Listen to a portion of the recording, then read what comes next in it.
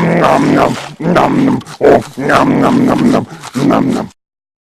everyone, this is DJ Fist here with Castle Black Radio. I am here with Fang von, is it Wolfenstein?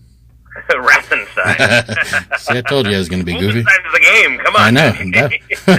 I know you're big into games, right? I've seen... Oh, absolutely. Absolutely. Especially the classic ones, classic arcade games. I love them. I've seen your YouTube videos. I guess that's your little, your man cave, I guess, or your Fang cave. yeah, exactly. You know, we practice down the band. You know, practices down in the Mohorovic discontinuity, which is for those non-geology nerds out there listening. It's 13 miles beneath the Earth's crust, and it's this cavernous region down here. We had to move down here because you know we had this initial place we were practicing, and you know, wouldn't you know it? And this was years ago, right? Wouldn't you know it? Like Pontifex Mortis broke a bass string during practice, you know, and it caused all this reverberation. And anyway, long story short, you know, that's the whole tsunami over in Japan with the whole nuclear reaction, you know, disaster. And again, you know, our lawyers would like us to reiterate that, you know, we are very sorry to Japan. We didn't intend to break the bass string during practice. So we decided, hey, let's do everybody a favor. Let's just move down 13 miles beneath the Earth's crust. And when we got here, you know, it wasn't exactly very livable. So we had this kind of extra room, just kind of cavernous room, and we decided let's build this into a little fun recording studio, man cave, arcade kind of a thing, and that's what we did. That's nice. So that's weird that you broke a bass string. That is pretty metal. No one breaks bass strings. It's hard to do. Like, I don't think he's ever broken one since or before, but yeah, I mean, like, it was just some day we were practicing pretty hard, we were working on a new song or something, and then bam, it shocked all of us for sure. Did he actually play with his fingers, or did he play with a pick? He plays with a pick, yeah. Okay. Although I will say, for our acoustic recordings, he usually plays with his fingers just to get a little bit more of that sort of acoustic feel to it, you know. Yeah. So I saw you just played last night with Psycho Stick. How was that? We did. Oh man, it was awesome. We had about 200 people in this small venue. The place was absolutely packed to the gills. Just a fantastic show. A lot of people's faces were melted clean off. You know, a lot of fire was set. And then Psycho Stick, of course, was amazing as always. Those guys, I love touring with those guys. I love playing with those guys. They are absolutely incredible musicians, wonderful friends. You know, we keep talking about, we got to do this more often. We got to, you know, set up something longer. We just love hanging out, you know, just in general. So, yeah. I was thinking, have you guys ever gone on a tour with them for more than, you know, just your local dates there? Yeah, we did a 3 or 4 day tour a couple of years ago with those guys, where we did a few you know, further out dates, and it was really fun. It was super fun, you know, just to hang out with those dudes. Although I did come down with a rather wicked case of the dragon pox on that tour, if I remember correctly. What's that? You know, and so that made it a little less than pleasant for me, and I tried to mostly keep my distance from the Psycho Stick guys. I didn't want to infect them with that, but, you know. Yeah. Those guys come to town quite a bit. I've never seen them, though. I got to see them one of these days. So. They're fantastic live. They're absolutely hilarious. They have a lot of awesome songs, a lot of cool tunes. I always appreciate the comedy aspect of metal. So, so after watching your videos, I've been watching them lately. Your YouTube channel, which is, what is it? YouTube.com/Lords of the Trident. Lords of the Trident. Yep, that's it. Been watching the videos with you about the guy from Broad Jam and about touring and about the whole pay for play thing. There's some really awesome stuff on there for any person who thinks they want to be a musician full time, and you kind of... Yeah, thank you. Thanks very much. A couple of years ago, I was approached by a website called WeLoveMetal.com, and they were looking for somebody to do sort of like a DIY band article, kind of like a monthly article sort of thing. So I started writing for those guys, and I wrote for them for about 3 years. I did an article every month for about 3 years. Called Words of Fang, and you know, and a little while ago, maybe about a year ago or so, they actually closed up shop. They folded, and all my articles went away. And that stinks. I decided I was going to resurrect it, but now, more in video form. Because, I think I feel, that's kind of like my bread and butter. That's my forte. I like to do the videos. So I've been coming out with a Words of Fang video every month. We've got we've got one filmed and scheduled right now. We're pretty much set until I think September. Oh, nice. And then on the side, we decided to start doing these long form interviews, and it sort of came about because Sarah Longfield and I were just hanging out, just chatting, and I floated the idea by her, and she seemed really enthused about it. So we started with that, and then Roy Elkins from Broad Jam came in, and he did an interview. And actually next week, I'm going to be attending and speaking at the Between the Waves music conference here in Madison, Wisconsin, and I'm going to be setting up an interview room where I'm going to be doing the long-form interviews with pretty much all of the people that are speaking at the conference. So like Butch Vig, Martin Atkins, Craig Anderton, lots of really famous industry folks. And I'm going to get their take on the current state of the music industry and get their tips and tricks for bands that are kind of just getting their start and want to take the next step out of the garage. Yeah, that's awesome. I've been watching those videos. The first one I saw was the whole pay for play. What was it? The seven worst ways, 7 best to worst ways. 7 ways bands get paid. Yeah. I've of course been in the whole pay for play nonsense, which I always thought that was ridiculous. It is. It's terrible. It's a big scam, but seems like there was always a pay for play contest finale every weekend in town.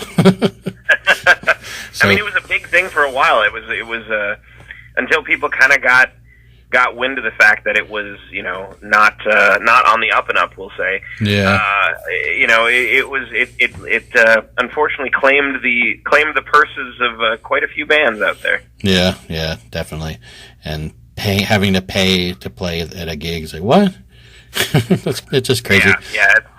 It's crazy. It's and a lot of that, unfortunately, still goes on, especially in the touring circuit. And that's something that I tell people a lot, that they, one of the big things that people, general music fans who go out to see tours are very much not aware of, is the fact that a lot of the opening bands that you'll see opening for a big name act are actually paying a certain dollar amount every single night to be on that tour. We actually got approached to do that for a couple of different tours, and it's just like, do I really want to play? Do I really want to pay $400 a night? Do I really think I'm going to make that back? Yeah. And what do I get in return? Do I get a bus? Do I get a green room? Do I get anything? Like no, you just get to open for these guys. You get the honor. Yeah. Right. I want to get to the point where we have enough honor in our own right to open without them asking for money, to hopefully have them paying us. Yeah, right? really. Yeah. So there you go. So, yeah, it's just crazy, and the idea of where you sell merch and you have to upsell your merch to match their price. I've actually never thought of that, but then thinking of going to concerts, like, yeah, that does happen. Why am I going to pay $25 for a local band shirt at this gig when they're going to play a bar down the street next week and I can get a shirt for $10? Right. It's absolutely ridiculous. And it's one of those things that I still, no one has ever been able to give me any good articulation of why that's a thing. I think maybe somebody did it on some tour once, and it just sort of became, one of those norms that nobody ever questioned. But yeah, we will never, ever do that again. We only did that once. Yeah. And we will absolutely never do that again. It just doesn't make any sense. We're not a threat to yeah, I don't get it. If you paid $30 to go see Sabaton, you're not going to be walking up to the merch booth and be like, do I want this $35 shirt? And then you turn around and see our $10 shirt. Nah, I'll just take that $10. It's the same thing, right? Yeah, really. You're going to go buy the Sabaton shirt. Yeah. I just saw Dream Theater. I want a shirt for $40. Hey, Lords of Trident had a shirt for $10. I'll buy that instead. It's just dumb. It doesn't make any sense. Yeah, that's really dumb. And so, yeah, I've been focusing a lot on the YouTube videos. I've been trying to build my channel, of course, but it's hard trying to get people to actually watch your watch your stuff. So. Oh yeah, I mean, there's a lot, there's a lot of great content out there, and to be honest, it took us. It was kind of a fluke of nature. It was Google reached down its holy appendage and decided the algorithm was going to bless us one day. Oh yeah, and we did this video on this other channel called Metal Bands React to Pop, and it now has over 1 million views. Oh yeah, yeah. But before that happened, our YouTube channel was sitting at around 850, 900 subscribers, something like that. Oh, and yeah. after that video happened, we now have 6,300 subscribers. So in the course of a couple months, it just took off. So it's hard to, and we've been making regular content on YouTube for I don't know, 7, 8 years. So it's hard to tell when something is going to somebody's going to hit, really pick up. You know? Yeah, it was just actually funny talking. I was at a friend's house this evening for a little cookout, and I was talking to the guy's daughter, and we were playing oldies music in the background, 50s stuff, and she's like, "Oh, this music is terrible." And I said, "Well, what do you like? That song Gucci Gang?" She said, "Oh, I love that song." It's like, "Oh my gosh, no." So, is there going to be a Lords of the Trident Gucci Gang cover? Oh, I mean, we're definitely working on that. Maybe, and maybe put in some in the songs at least. Right. For the fans. Yeah, the next album there's going to be a lot of bird noises in the background. A lot of that. I should put that in one of my songs. See if that takes off. That's a good idea. But yeah, those metal fans react to pop songs videos are awesome. The songs Thank you. The songs are ridiculous. Like that Gucci Gang song. I've seen that guy's face before, but I've never heard his quote unquote music. It's terrible. Yep. And I'll keep my tattoos on my arms. I don't need anything on my face. And the different colored teeth, and it's just nuts. Yeah. But yeah, so the YouTube content's cool. The breaking, see if you can break the glass with your voice. My mom. Yeah, that was a lot of fun. That one. I thought. Right, incorrectly. I thought that this was going to be easy. I said, 105 decibels. I can hit 105 decibels. I can sing this resonant pitch. I thought, oh, it's going to take me a couple hours, and then boom, we'll be done. We'll get a YouTube video out of it. Yeah. It took me literally 2 days of about maybe 6 hours of singing at this thing. I had to delete the camera over and over and over because I had all this footage of me just screaming at a freaking wine glass. And finally it broke. And my face says it all when it breaks. It's like I can't believe it. It's like I had no idea that it was actually going to work. I thought because it was day 2 and I was 4 hours into day 2 and I'm like, okay, I'm pretty sure this is just not going to work. This is a waste of time. This is a waste of a weekend. And then boom, breaks. I'm like, okay, good. Yeah, I was shocked. I didn't think it was going to work either. So my mom was an opera singer, and I never had her try to break glass with her voice, but I can imagine how difficult it is. Yeah. Well, and I've been studying opera for about 7 months under a doctor voice. He's the guy that appeared on the video, and that's kind of what got me into the whole idea of could I do this? Could I break glass with my voice? And it was really fun. It was a fun experiment to try.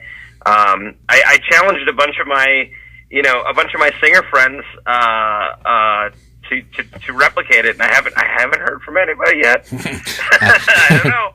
I could try it, but I know I'd fail. Right. I got an email from Brittany Slaves from Liege yesterday, actually, and she was like, "Oh, I finally saw your Breaking Glass video." She could try it. Cool. I think of any person out there, I think she would be the one to do it. She has just the most incredible voice. Yeah, she does. So, yeah, absolutely. How did you get together with her to do a song with her? Another DJ here is a huge fan of Unleash the Archers, and I like them as well. They're awesome. But how did you meet up with her? So it was on there. I want to say it was in 2016. I want to say. They were on their Time Stand Still tour, and they were touring through Milwaukee. Yep. And a friend of ours had set up the show, and they were looking for an opener, and they called us up and they said, "Hey, you want to open for Unleash the Archers?" I'm like, "Shut up! Yes, of course." Like, so so we're hanging out. We're hanging out in the green room, and I'm talking to and Crimson Shadows is there too, another amazing Canadian band. And I'm talking to them, and I'm saying, "Hey, I know when people go on tour and when people make the routes, they're looking for population centers and stuff like that, and so they're thinking, oh, Milwaukee instead of Madison."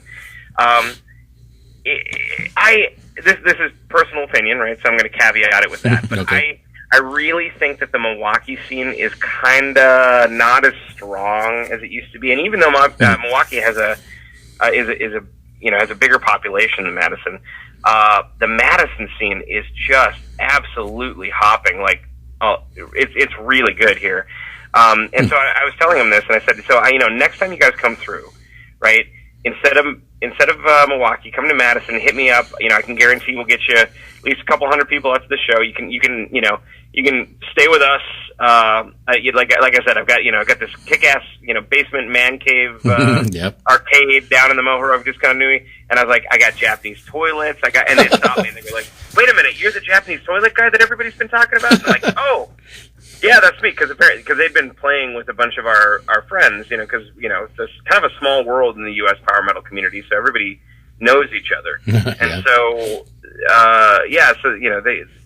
they were when they were playing, say, like in Cincinnati or something, they were playing with their friends, and they're like, "Oh, where are you going? Up in Wisconsin, or are you playing the Lords of Trident?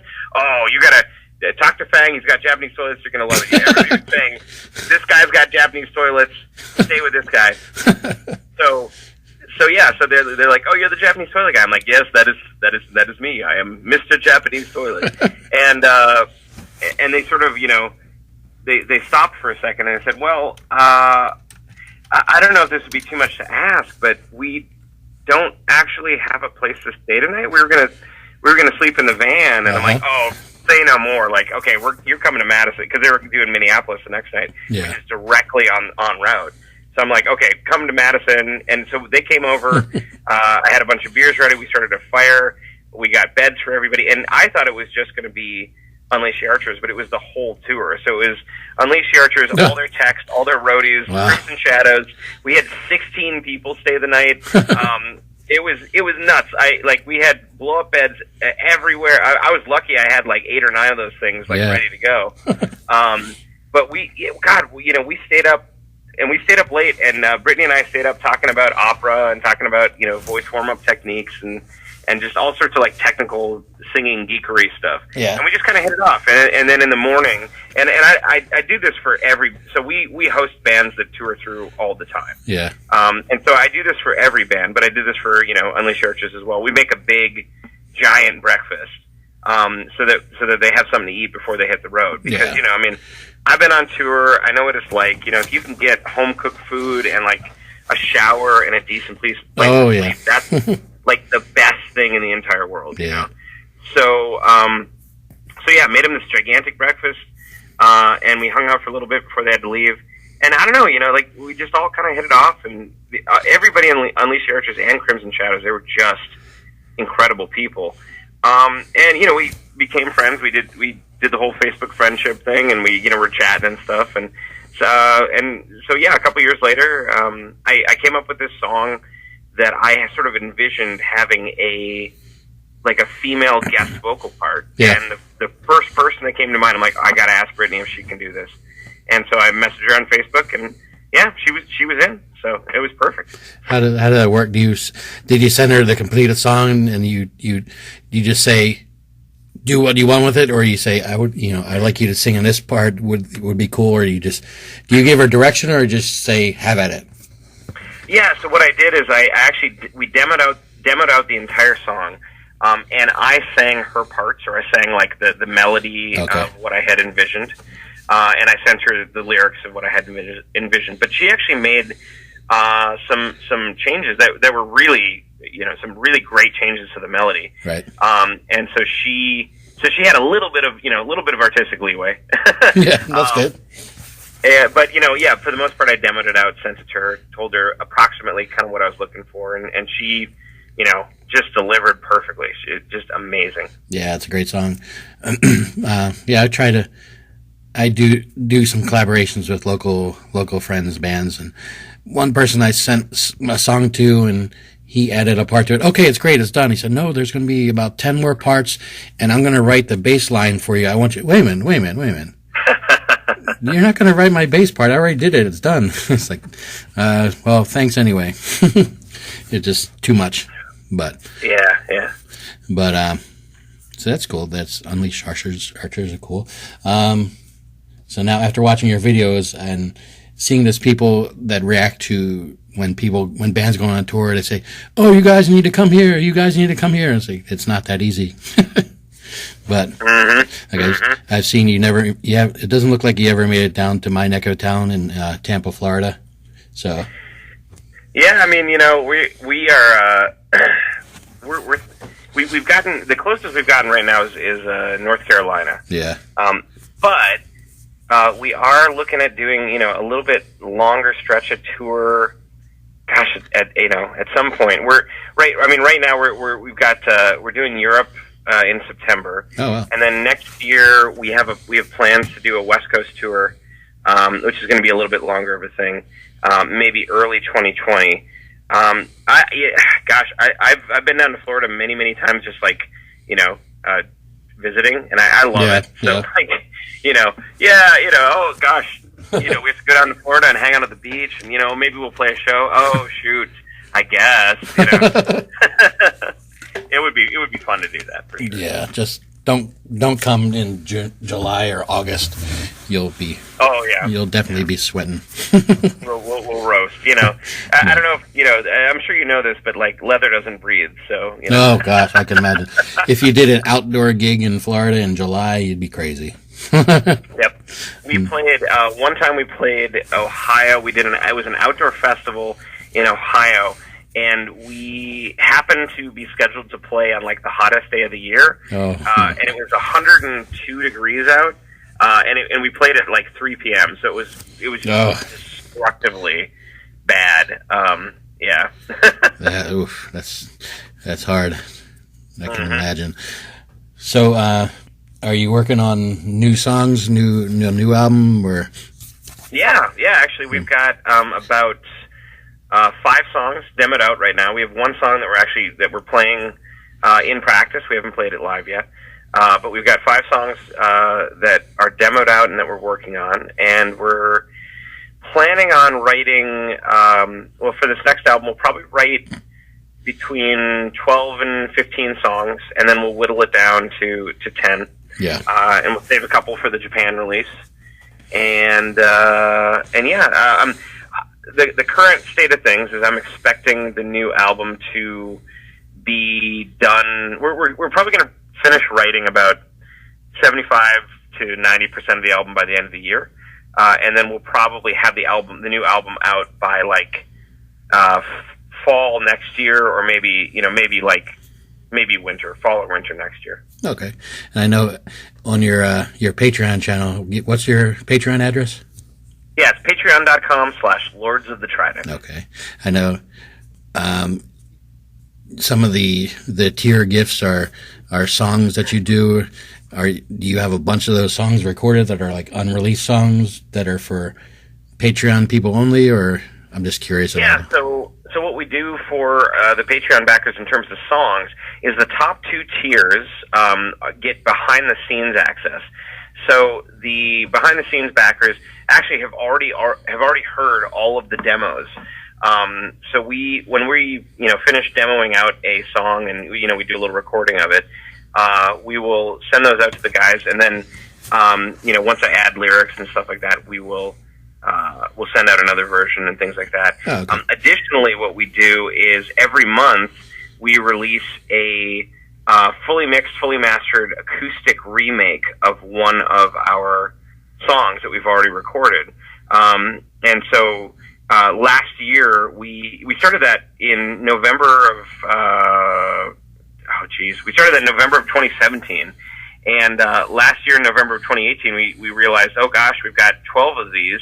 So we remastered it and put together a CD called Pull the Plug, and we released that in February of this year. Yeah. And we actually sent it out to all of our Patreon backers as like a Christmas gift in December.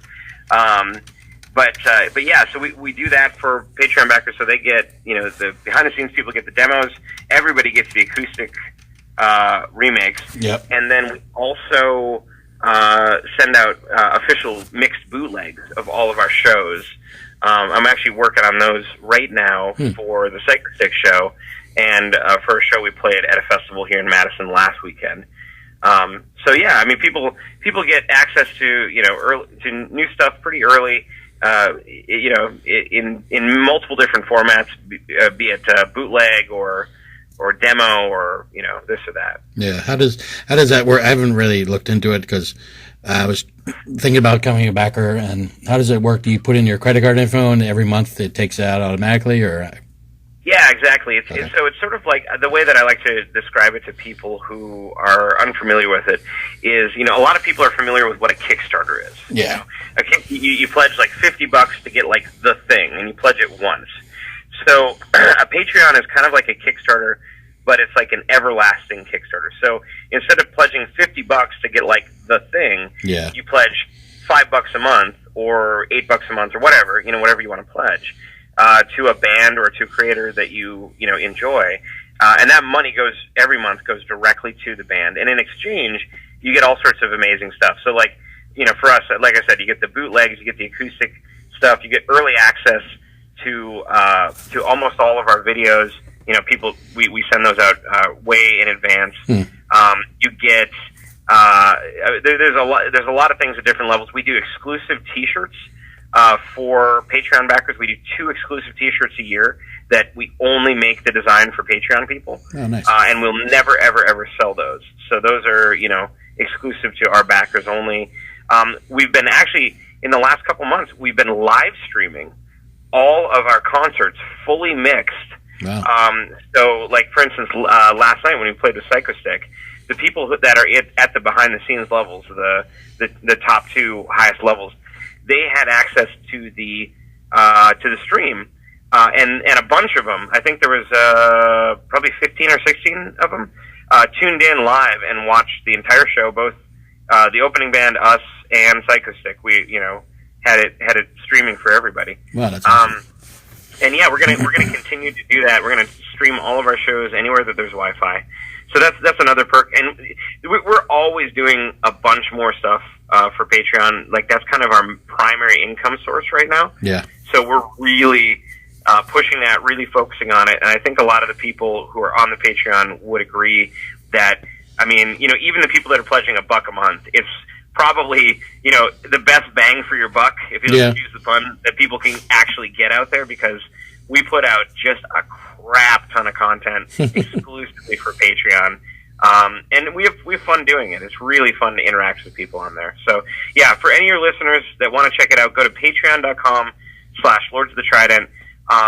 Even if you just become a backer at $1 a month, that goes directly to us, and that helps us absolutely tremendously invest in the band, tour further, make more content, upgrade, all sorts of different stuff. I mean, the reason that we can do the live streaming is because we had the funds from Patreon to put the box together to do that. Yeah, it's great. So it's sort of like a self-fulfilling thing. The more backers we get, the more we can invest, the more cool things we can give back to backers. Yeah, I'm gonna try to become a backer, and I just have to convince my wife about it.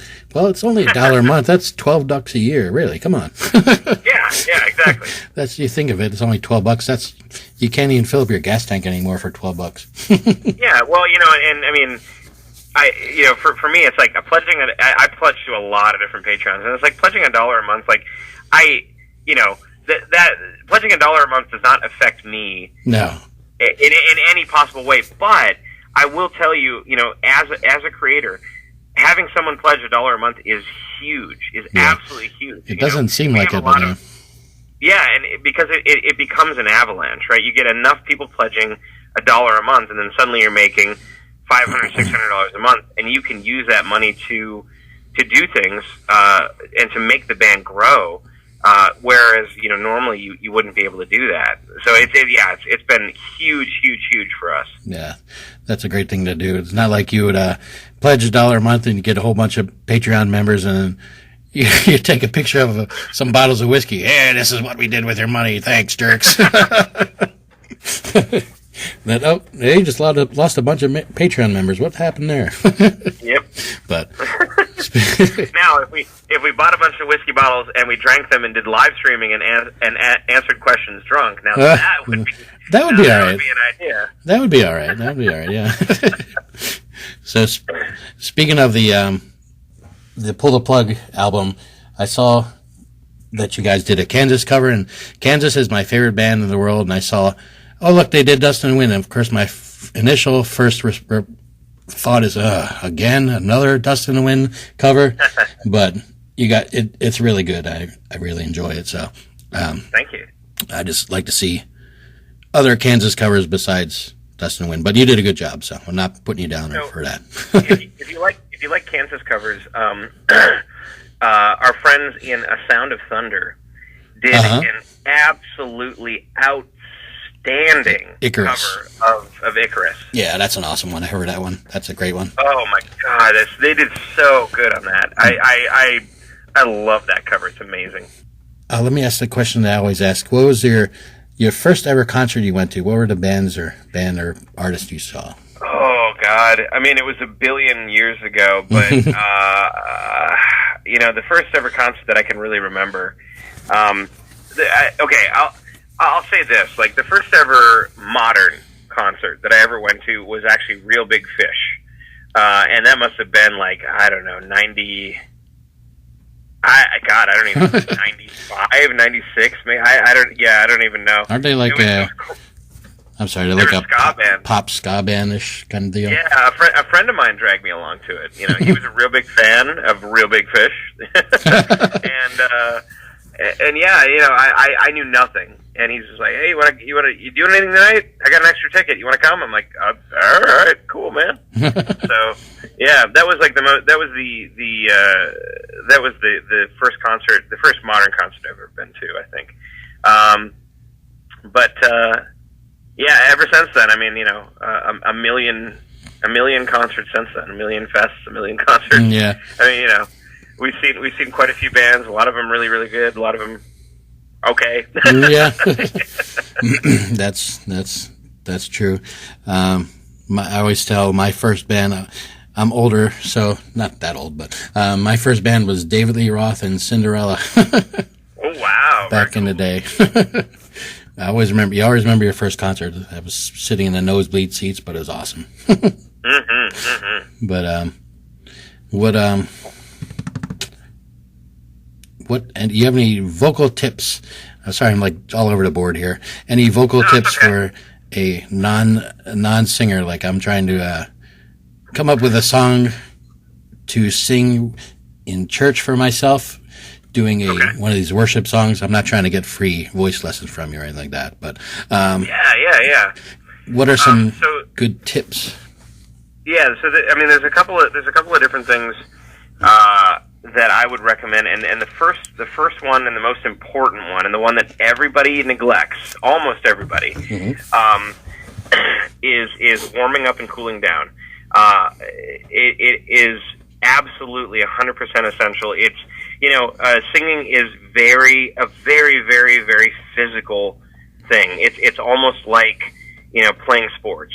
You wouldn't go out and sprint, or you wouldn't go out and run a marathon without at least stretching out your hamstrings or doing something like that. So warming up and cooling down, just doing a really simple, easy warm up for about 5 to 10 minutes.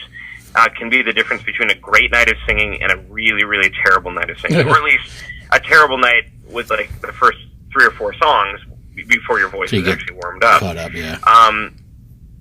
Other things that I really I've been digging on lately. There is a product called Vocal Mist. This is a bit more of an advanced tip, and this is for like people who sing a lot. Mm-hmm. But there is I got this thing at the NAMM show this year in California. It's a portable saline nebulizer that you strap to your face. So it's sort of like creates kind of like a vape or a mist or something like that, but it's all saline. And I use that for 15 minutes before and after shows, and that like hydrates my entire vocal tract, and it makes things it makes it really easier to like warm up, cool down, all that sort of stuff. It's about $100, and I think it's worth every penny if you're a regular singer. Okay. Other things, just in general, it's really important that you hear yourself when you're singing, and you hear yourself well. Thanks to our Patreon, we were able to put together an in-ear monitoring box, and so we have a really, really great mix in our ears every single night. But for people who can't do that, even if you're singing, in church or whatever, see if you can get either a monitor that, is pointing back at you where you can hear yourself well, or if you can't do that, wearing earplugs with the filters in them. So there's earplugs called Heroes, high fidelity, that have that are not like foam earplugs. They actually have like filters in them. So that you can hear sort of the music around you, and it doesn't get muffled.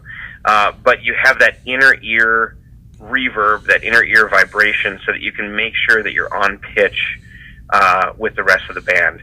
I think, in terms of basic tips, those are probably my main three. Just, warm up, hydration, whether it's through the vocal mist or, just drinking a lot of water, having a lot of tea, and then just making sure that you can hear yourself well. One of the great things about being a singer now and singing,